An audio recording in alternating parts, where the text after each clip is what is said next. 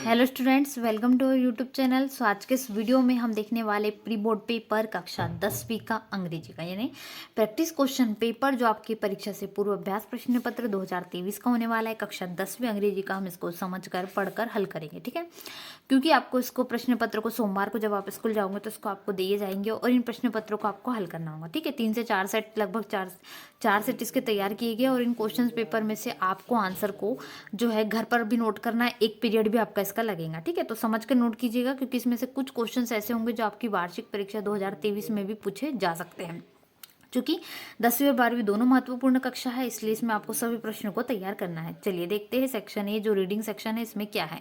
और यदि channel first time आया हो, चैनल सब्सक्राइब कर लीजिए, वीडियो को लाइक करें, अपने सभी दोस्तों में शेयर करें, जिससे कि और आगे ऐसी वीडियोस आपको मिलते रहे। यहाँ पर मैं आपको पूरा complete solution question number first से लेकर क्वेश्चन नंबर लास्ट तक का बताने वाली हूँ, इसलिए वीडियो को पूरा अंत तक जरूर देखिएगा। सबसे पहले हम एक पैसेज देखते हैं, इसको समझने की कोशिश कीजिएगा, पढ़िएगा, ठीक है। एक नरेटर के बारे में है, जब उनको पोलियो हुआ था और वो कुल 8 भाई बहन थे, ठीक है, जिनमें नरेटर जो है वो 7th नंबर के थे और पेयर जो 8 भाई बहन थे, इसका मतलब जो पेयर बन रहा था वो 4 भाई और 4 बहनों का था, यानी 2 भाई 2 बहन ऐसे करके उन्होंने जो पेयर बनाए थे ना, वो 8 भाई बहनों का उनका पेयर था, ठीक है। तो कुल मिलाकर 7वें नंबर के वो चाइल्ड थे और पोलियो से ग्रसित थे, तो उन्होंने बहुत सारी चीज़ें जो है फेस की है, वही यहाँ पर बताया गया। आप इसका ध्यान से पढ़ोगे तो आपको सब चीज़ इसमें मालूम होंगी, ठीक है। ये सब कुछ दिया गया है जो कि अब इसके बारे में हम क्वेश्चन पर बढ़ते हैं। सबसे पहला क्वेश्चन वही पूछा गया, the narrator of the passage is a patient of, ठीक है। पेशेंट्स किसके थे वो, तो जो थे वो पोलियो के, ठीक है। मैंने आपको अभी बताया, उसके ऊपर ही पैसेज है।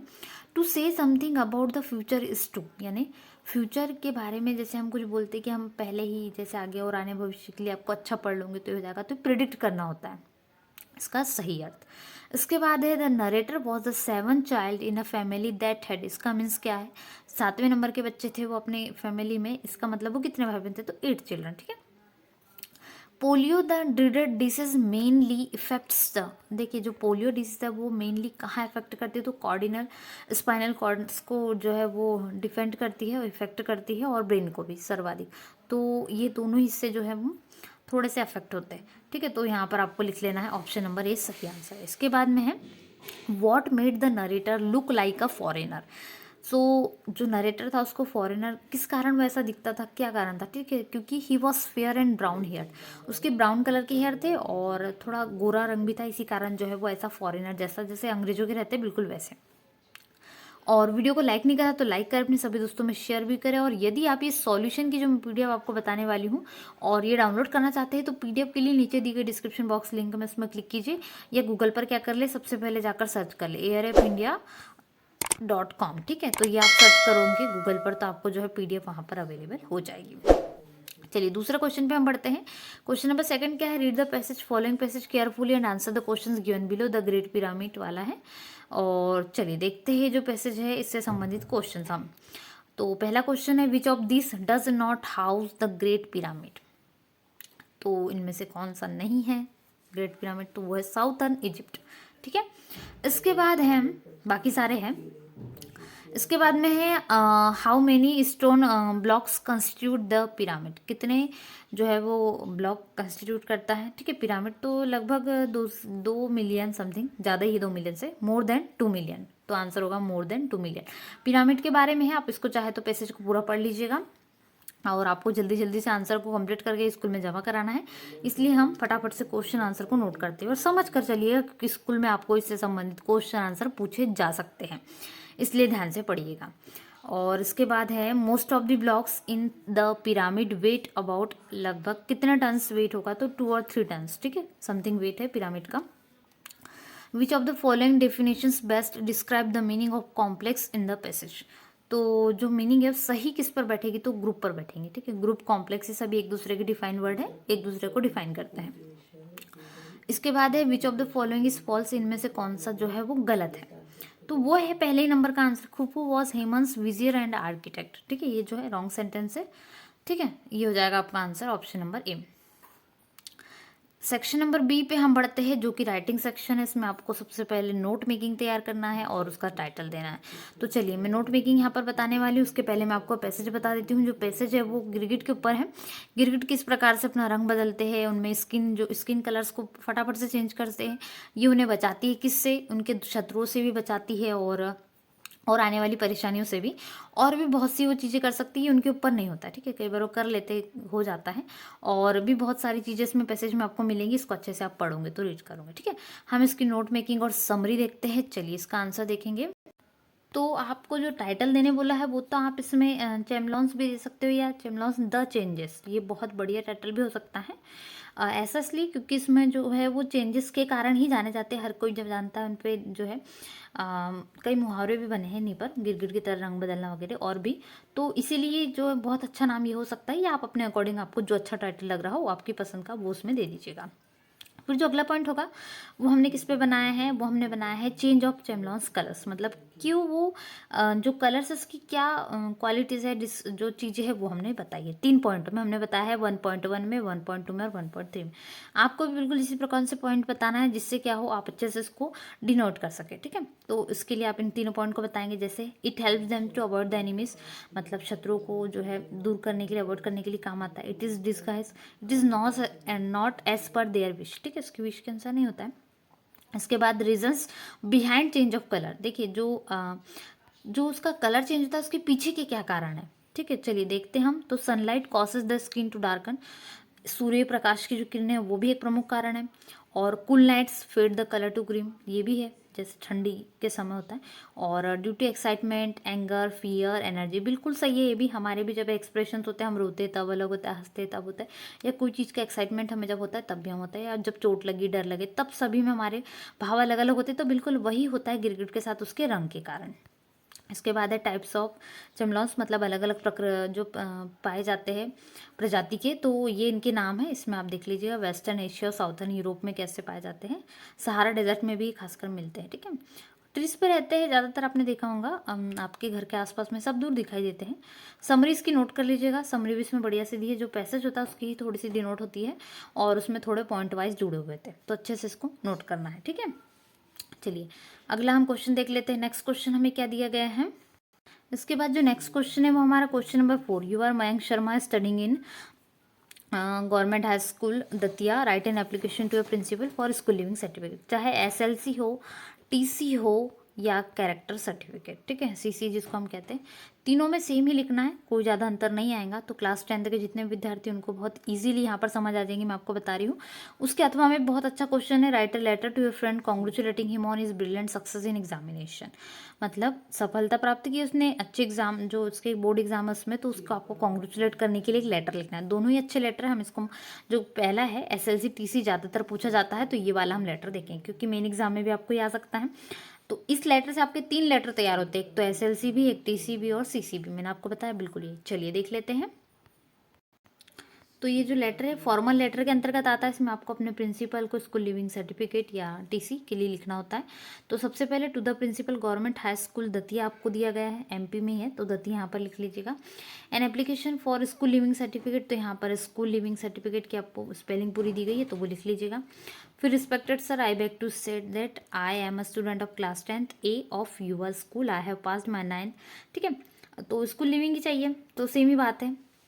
यहाँ पर लिख सकते हैं काइंडली इशू में ट्रांसफ़र हो चुका है, सेम ही है। इसमें आपको कुछ भी चेंज नहीं करना है। काइंडली इशू में स्कूल लिविंग सर्टिफिकेट सेम ही है, इसमें आप पूरा नोट कर लीजिएगा। और यहाँ पर मयंक शर्मा दिया है तो यहाँ पर नाम जो मयंक शर्मा है वो लिख दीजिएगा, ठीक है। तो पूरा आंसर आपको जो है करेक्ट हो जाएगा, एकदम पूरे नंबर आपको इसमें मिलेंगे। चलिए अगला क्वेश्चन देख लेते हैं। तो चलिए नेक्स्ट क्वेश्चन देख लेते हैं। इसमें नेक्स्ट क्वेश्चन में हमें दिया है right an essay an any one of the following topics in about 150 words, an Indian festival, wonder of science, my favourite leader, my hobby. इनमें से कोई भी एक लिख लीजिए। वंडर ऑफ साइंस बहुत ईजी है तो आपको याद ही होगा, लेकिन नहीं भी याद है तो आप उसको याद कर लीजिए क्योंकि हमेशा आता है। या माय फेवरेट लीडर पे तो आता ही, या एनी ग्रेट लीडर सेम है, हमेशा आएगा। दो इसे आपको देखने को ही मिलेंगे। तो हम माय फेवरेट लीडर पे देख लेते क्योंकि वंडर ऑफ साइंस आपके पास होगा, तो जिनके पास नहीं है वो भी आप इसको नोट कर सकते हैं, ठीक है। चलिए देख लेते हैं। इसके अथवा में क्वेश्चन है इंपॉर्टेंस ऑफ गेम्स और स्पोर्ट्स है, अवर इन्वायरमेंट है। ज़्यादातर इसमें कौन सा आता है, इंपॉर्टेंस ऑफ गेम्स और अवर इन्वायरमेंट, ये मेन एग्जाम में पूछे जाते हैं। इसके बाद हम जो इस पर दिया है पिक्चर, उस पर भी प्रिवेंट लिखेंगे, मतलब हम पिक्चर को देखकर कोविड-19 से बचने के लिए क्या हम कर सकते हैं वो सावधानी हमें लिखना है। चलिए देख लेते हैं इन्हीं क्वेश्चंस के आंसर। तो आपको जो याद होगा आप उसमें से लिख लीजिएगा। जैसे इसमें माय फेवरेट लीडर का है तो इंट्रोडक्शन हो जाएगा ये। और ठीक है, तो हमने इसमें इंदिरा गांधी को चूज़ करा है। ठीक है, बहुत आप इसको अच्छे से कर सकते हैं। आप इसमें चाहे तो महात्मा गांधी को भी चूज़ कर सकते हैं, या और भी जो आपके लीडर में है उनको आप इनमें लीडर के अकॉर्डिंग लिख सकते हैं। ठीक है, चलिए इसके बाद नेक्स्ट क्वेश्चन हम देख लेते हैं।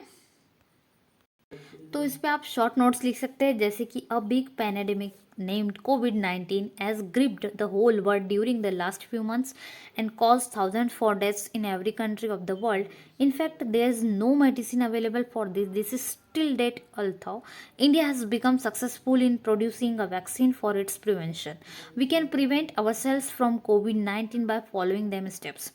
These steps, ठीक है, हम इसके प्रमुख जो स्टेप्स हैं उनको फॉलो कर सकते हैं। जैसे चित्र में भी आपको दिख रहा होगा, जो वॉशिंग हैंड्स उसके बारे में बताया, मास्क वेयर करने के लिए कहा गया है। ठीक है, और हाथ मिलाने को भी मना किया गया है। तो कोरोना है जो फिलहाल बढ़ रहा था ये भी बताया। तो ये पॉइंट्स में नोट करेंगे, जैसे we have to develop a habit of washing hands frequently for a minimum of 20 seconds while using soap. Wear mask wear करना चाहिए और maintain social distancing. Social distance को हमेशा मेंटेन करके रखना चाहिए, जैसे हम बाहर जा रहे हो भीड़ भाड़ वाले इलाके पे तब।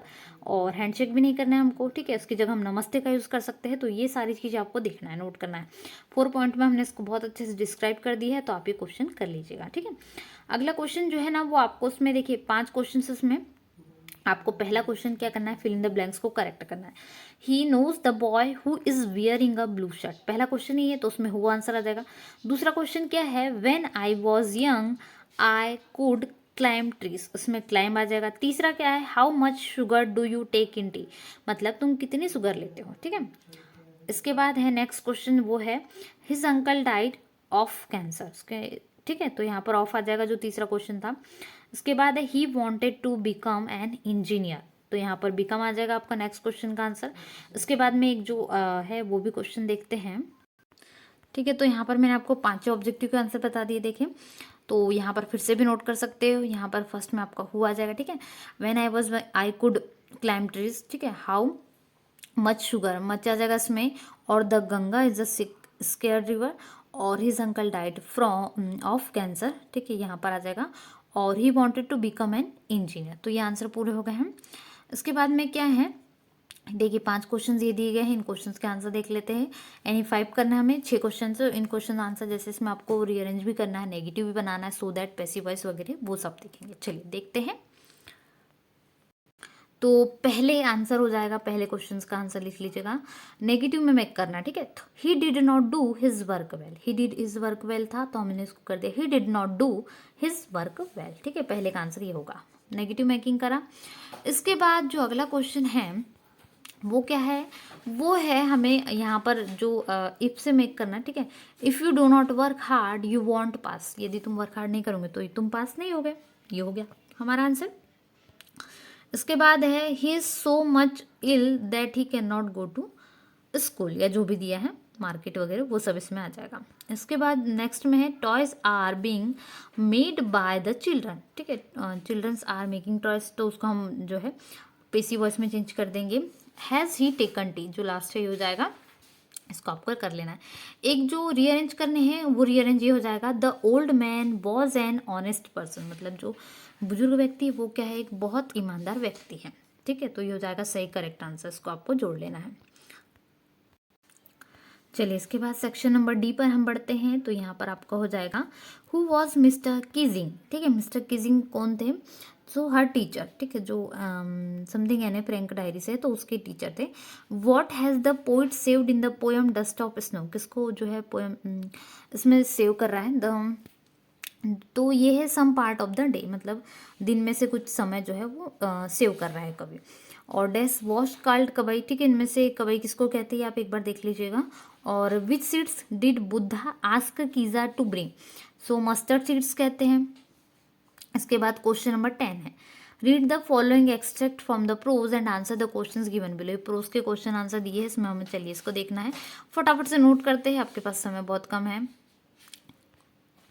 तो ये जो अगला पैसेज है इसमें आपको दिया गया, ठीक है, यही पैसेज है। इसमें आपको पहला क्वेश्चन है, how was the weather when the pilot started flying aeroplane. जब पायलट ने एरोप्लेन स्टार्ट करा तब मौसम क्लियर था, ठीक है, आंसर होगा clear. The pilot was returning from, कहाँ से रिटर्न हो रहा था, फ्रांस से इंग्लैंड जो है वो रिटर्न हो रहा था, ठीक है, पायलट। इसके बाद क्या है अगला क्वेश्चन जो है, from which lesson has this text been taken, किस लेसन से ली गई है, तो द ब्लैक एरोप्लेन से ली गई है, आंसर आप नोट कर लीजिएगा। इसके बाद इसके और में एक एक्सट्रैक्ट है, यह बी नंबर का पॉइंट है, ठीक है, इसमें एक है वो है, the way a crow shook down on me the dust of snow from a hemlock tree has given my heart a change of mood and saved some part of a day I had ड्रू, ठीक है, ये है।